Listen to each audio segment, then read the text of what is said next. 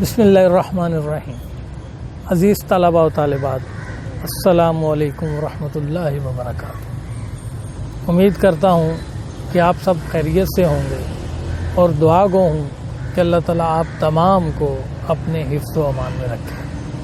آئیے آج کے اس لیکچر کے موضوع کی طرف آتے ہیں۔ آج کی ہماری گفتگو میں جو سورہ کی آیات ہوں گی وہ سورہ فتح ہے اور اس کی چند آیات ہیں جس میں حضور صلی اللہ علیہ وآلہ وسلم کی رسالت اور آپ کے اصحاب کرام جو صحابہ کرام ہیں ان کی فضیلت اور ان کے کچھ خصائص بیان ہوئے ہیں۔ سب سے پہلے میں ان آیات کی تلاوت کروں گا، ان کا پھر ترجمہ بیان کروں گا اور پھر اس میں آنے والے جو مسائل ہیں، احکام ہیں اور ان کی تشریح آپ کے سامنے رکھوں گا۔ اعوذ باللہ من الشیطان الرجیم، بسم اللہ الرحمن الرحیم۔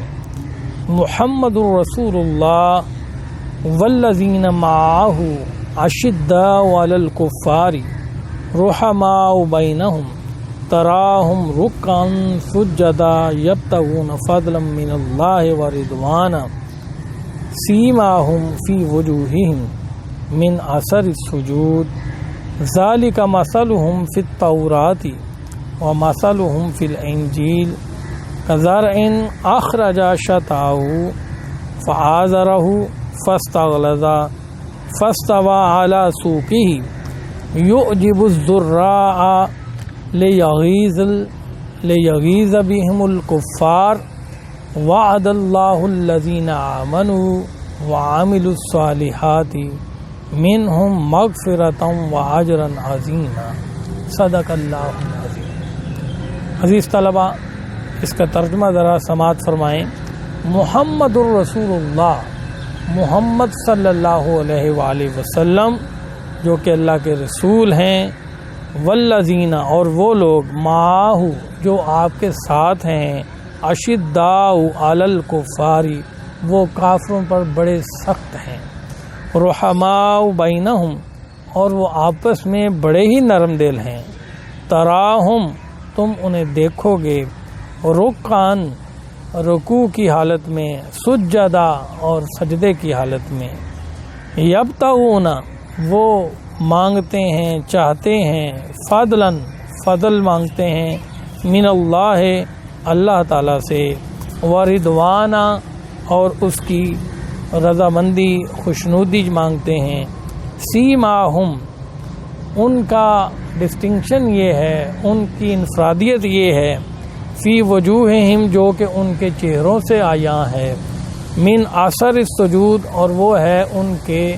سجدوں کی وجہ سے پڑے ہوئے نشانات، یعنی ان کے ماتھوں پر، ان کی پیشانیوں پر محراب۔ ذالک مثلہم فی التوراۃ یہ وہ لوگ ہیں کہ جن کی مثال موجود ہے فی التورات جو قرآن سے پہلے تورات گزر چکی ہے اس کے اندر بھی ان کی مثال موجود ہے، ومثلہم فی الانجیل اور ان کی مثال جو ہے وہ انجیل کے اندر بھی موجود ہے۔ آگے نئی بات شروع ہو رہی ہے، کزرع اخرج ان کی مثال یوں بھی ہے، ان اصحاب کی مثال یوں ہے، کزرع جیسے کوئی کھیتی ہو، اخرج شطأہ جس نے اپنی کونپلیں نکالی ہوں، فآزرہ پس ان کو سہارا دیا،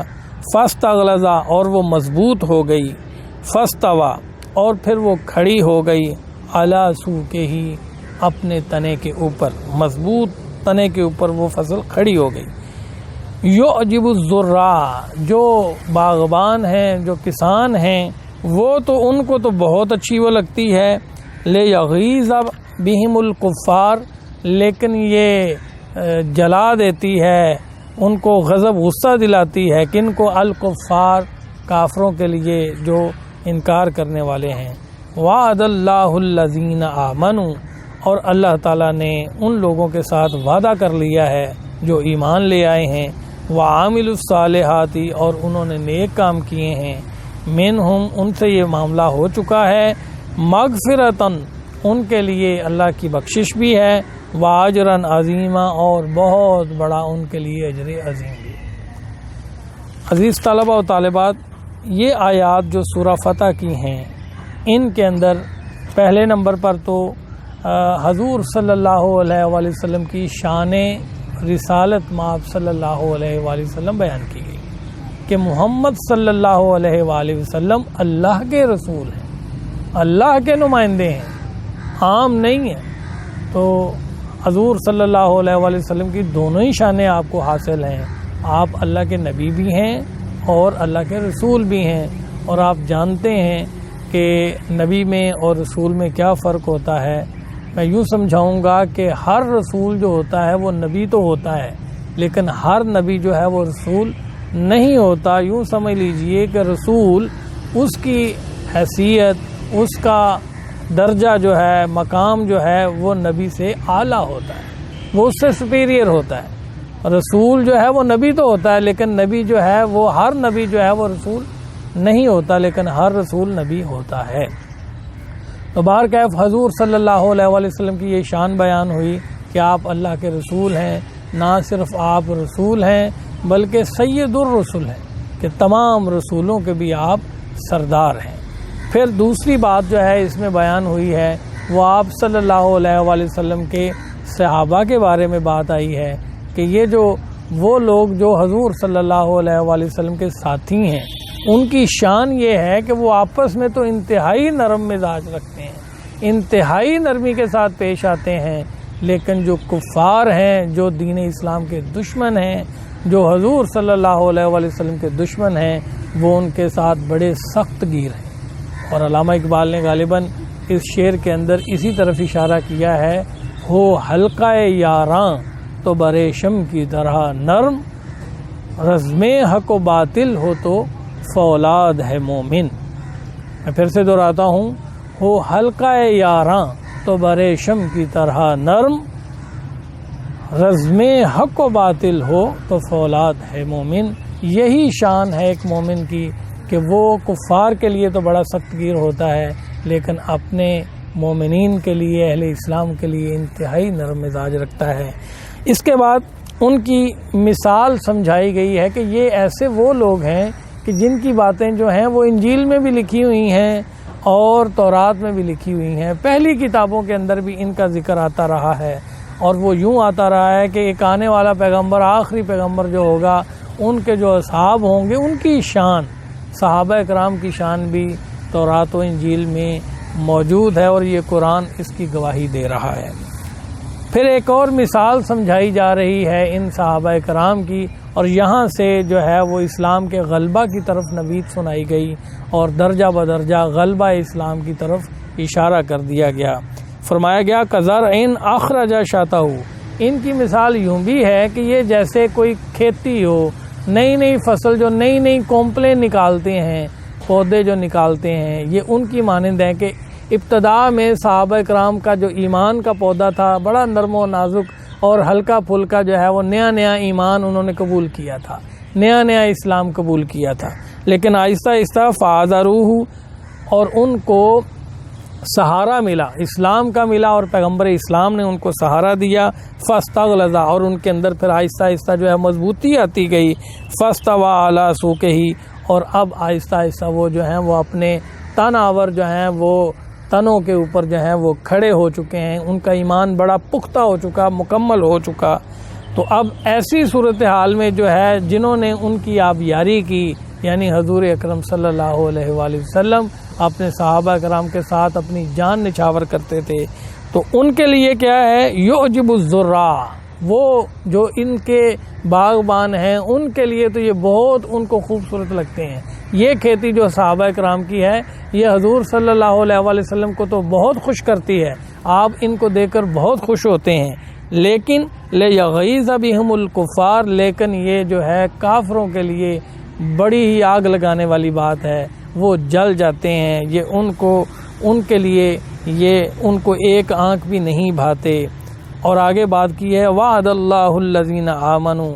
یہ تو وہ لوگ ہیں کہ جن کے ساتھ اللہ رب العزت نے اب وعدہ کر لیا ہوا ہے، یہ اصحاب کرام، ان کے ساتھ اللہ تعالیٰ وعدہ کر چکے کہ اگر یہ ایمان لائیں گے اور نیک عمل کریں گے، اور بلا شبہ یہ ایمان بھی لائے اور نیک عمل بھی کرتے رہے، تو پھر اللہ تعالیٰ کا ان کے ساتھ وعدہ ہے کہ انہی کے لیے میری بخشش ہے اور انہی کے لیے اجر عظیم ہوگا۔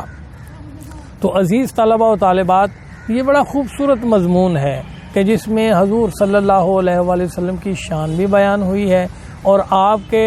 صحابہ کی شان بھی بیان ہوئی ہے، اور ان کی یہ شان جو ہے خاص طور پر کہ وہ دشمنوں کے ساتھ، دین اسلام کے جو کفار ہیں ان کے لیے ان کے دل میں کوئی نرم گوشہ نہیں ہے۔ جو اللہ اور اللہ کے رسول کے دشمن ہیں ان کے ساتھ کیوں کر ہم جو ہے وہ نرم گوشہ رکھ سکتے ہیں، لیکن جو ہم آپس میں ہیں، جو اہل ایمان ہیں، اہل اسلام ہیں، ان کے لیے تو ہمارے دل بھی حاضر ہیں، ہماری جانیں بھی حاضر ہیں، اور اتنی نرمی ان کے ساتھ ہونی چاہیے کہ ان کے ہر کام کاج میں، ضرورت میں ان کے ہمیں کام آنا چاہیے۔ یہ اہل ایمان کی شان ہے، اور یہ جو مومنین ہیں ان کو ایسے ہی ہونا چاہیے۔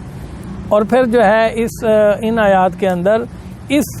بات کی طرف بھی اشارہ ہے کہ یہ جو ہے پہلے ہی دن جو ہے وہ اتنا مضبوط اسلام کا درخت نہیں ہو گیا تھا، یہ آہستہ آہستہ حضور صلی اللہ علیہ وآلہ وسلم نے اس فصل کی، ان تنوں کی، ان درختوں کی جو صحابہ کرام کی شکل میں موجود تھے، ان کی آبیاری کی، ان کی جو ہے وہ ان کو جو ہے وہ اپنی تعلیمات کے ذریعے سے ان کی زرخیزی کے لیے، ان کو امپاور کرنے کے لیے، ان کی جو ہے وہ ان کو اور بڑا کرنے کے لیے، پھل پھول لانے کے لیے اللہ رب العزت کے پیغمبر نے ان کی جو ہے وہ گارڈننگ کی، ان کی جو رکھوالی کی، ان کی نگہبانی کی، اور ان کی تعلیم و تربیت کی۔ خاص طور پر تعلیم و تربیت ان کی کرنے والے حضور صلی اللہ علیہ وآلہ وسلم کی ذات مبارکہ ہیں۔ آپ نے ان کی تعلیم و تربیت ایسے کی کہ پھر یہ آہستہ آہستہ دیکھتے ہی دیکھتے پوری کائنات کے آسمان پر جو ہے ستاروں کی طرح چمکتے رہے اور دمکتے رہے، اور ایک تا دیر جو ہے حضور صلی اللہ علیہ وآلہ وسلم کے یہ تربیت یافتہ جو لوگ تھے، انہوں نے کائنات میں حضور صلی اللہ علیہ وآلہ وسلم کے دین کا لوہا منوایا۔ یہ غلبہ اسلام کی طرف اشارہ تھا کہ یہ وہ لوگ ہیں کہ جن کے ذریعے سے پھر اللہ رب العزت نے اسلام کو عظمت دی، اہل اسلام کو عظمت دی۔ اس میں صحابہ کرام حضرت ابو بکر صدیق ہیں، کہیں حضرت عمر فاروق ہیں، کہیں حضرت عثمان غنی ہیں، کہیں حضرت علی رضی اللہ تعالیٰ عنہ ہیں، کہیں حضرت بلال نظر آتے ہیں، اور کہیں حضرت اویس کرنی جیسے لوگ موجود ہیں۔ ان سب کے ذریعے سے اللہ رب العزت نے دین اسلام کو بہت برکت عطا فرمائی، بہت عظمت عطا فرمائی، اور اس کے ساتھ ساتھ ہمیں یہ بتا دیا گیا کہ جو لوگ بھی ایمان پر رہیں گے، نیک اعمال کریں گے، اللہ تعالیٰ ان کے ساتھ بھی وعدہ مغفرت کرتا ہے کہ ان کی بخشش کی جائے گی، ان کو جو ہے وہ اجر عظیم عطا کیا جائے گا۔ یہ ان لوگوں کے لیے بھی یہی حکم تھا، اور آج ہمارے لیے بھی یہ ہے کہ جو ایمان پر ڈٹے رہیں گے، حالات کیسے بھی کٹھن ہوں، بڑی آندھیاں آئیں گی جو ایمان کو جو ہے وہ جھنجھوڑ کے رکھ دیں گی، جو بڑے بڑے خطرات آئیں گے اور بڑے بڑے ایسے فتنے آئیں گے، آزمائشیں آئیں گی، امتحانات ہوں گے، جو لوگ اپنے ایمان کے ساتھ جو ہے وہ ڈٹے رہے، ایمان پر مضبوطی سے کھڑے رہے، اسلام کا دامن انہوں نے نہ چھوڑا، اللہ کے رسول کا دامن انہوں نے نہ چھوڑا، قرآن و سنت کا دامن وہ پکڑے رکھیں گے، تو پھر اللہ کا ان کے ساتھ وعدہ ہے کہ آخرکار ان کے لیے ہی بخشش ہے، ان کے لیے ہی کامیابی ہے، اور انہی کے لیے اجر عظیم ہے۔ یہ اجر عظیم کیا ہے، یہ اللہ اور اللہ کا رسول ہی بہتر جانتے ہیں۔ اس کے اندر ساری وہ کامیابیاں شامل ہیں۔ اجر عظیم جب کہہ دیا گیا تو اس کے اندر سارا کچھ شامل ہے کہ جو آپ کی سوچ ہو سکتی ہے، اللہ اور اللہ کے رسول کی طرف سے وہ سارا کچھ آپ کو عطا کر دیا جائے گا، چونکہ جب کوئی اللہ اور اللہ کے رسول کا ہو جاتا ہے تو پھر اللہ اور اللہ کے رسول کا سارا کچھ آپ کا ہو جاتا ہے۔ تو عزیز طلبہ و طالبات، ہمیں یہ چاہیے کہ دور پر فتن کے ان حالات میں، ان گھڑیوں میں آزمائشیں ہیں، یہاں پر جو ہیں وہ بڑے بڑے فتنوں کا موسم ہے، جو ایمان پر حملے ہو رہے ہیں، ان میں ہم اپنے آپ کو بھی بچائیں، اپنے ایمانوں کی بھی حفاظت کریں، اور دیگر اپنے جو اسلامی بھائی ہیں، آپ کے ایمانی بھائی ہیں، ان کی بھی فکر کریں، اپنے اہل خانہ کی بھی فکر کریں۔ اللہ تعالیٰ تمام کے ایمانوں کی حفاظت کرائے۔ اللہ تعالیٰ تمام پر اپنا خصوصی لطف و کرم نازل فرمائے، اللہ اور اللہ کے رسول کے راہوں پر چلنے والا ہمیں بنائے اور اپنے حفظ و امان میں رکھے۔ آج کے لیے میرا خیال اتنا ہی کافی ہے۔ اگر کوئی سوالات اس حوالے سے آپ کے ذہنوں میں پیدا ہوئے ہیں، کوئی کنفیوژن، کوئی ایمبیگوٹی، تو انشاءاللہ العزیز جو ہماری آن لائن کلاس ہوگی اس میں اس کے بارے میں آپ پوچھ سکتے ہیں، اور میں بخوشی یہ چاہوں گا کہ آپ زیادہ سے زیادہ سوالات لے کر آیا کریں، ڈسکس کریں، تاکہ حضرت علی رضی اللہ تعالیٰ عنہ کا یہ قول ہے، لا یات العلم الا بالتکرار، کہ علم جو ہے وہ بغیر تکرار کے آتا ہی نہیں، یعنی ڈسکشن آپ پوچھیں گے، میں بتاؤں گا، تو اس سے اور لرننگ ہوتی ہے۔ تو براہ کرم آپ زیادہ سے زیادہ سوالات پیدا کر کے لائیں، اور تاکہ ہم آن لائن کلاس کے اندر انہیں ڈسکس کر سکیں۔ آج کے لیے اتنا ہی، اللہ حافظ۔